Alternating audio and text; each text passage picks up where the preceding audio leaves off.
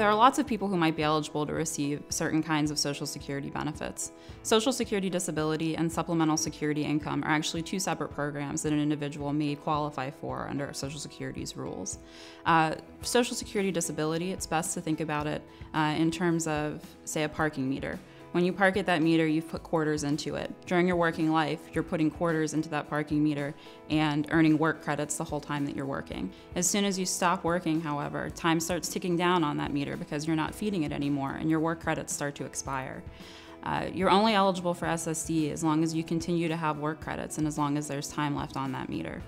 Supplemental security income, however, is a program that's entirely based on financial need. It's possible to have supplemental security income be available to you if you have less than $2,000 in assets as an individual or less than $3,000 in assets as a married couple. Social Security doesn't count one car or the home that you live in when it takes into consideration how much money you have in assets. However, they do take into consideration almost everything else: life insurance policies, retirement policies, an extra car, things like that. And if you have above the allotted amount in assets, you're not going to be eligible for supplemental security income. The other thing that is considered probably most heavily in determining whether you're eligible for either SSD or SSI are your health conditions. In order to qualify for either one of these programs, you need to have a disability or a health problem that can be expected to disable you for at least 12 months or that can be expected to result in your death. Monthly Social Security disability benefits are calculated based on your work history. They're also calculated to include any minor children who you're responsible for caring for.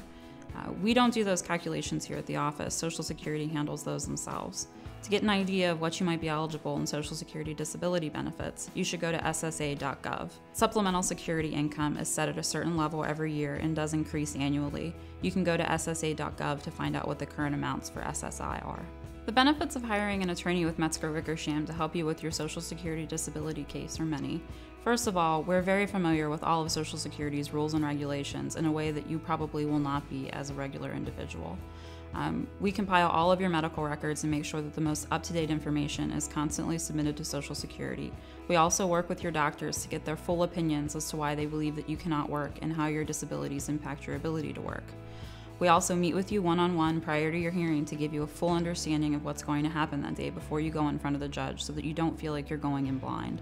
When you go in front of the judge for your Social Security hearing, we make strong arguments on your behalf to the judge to make sure that he or she understands fully just how your medical impairments impact your ability to live your life.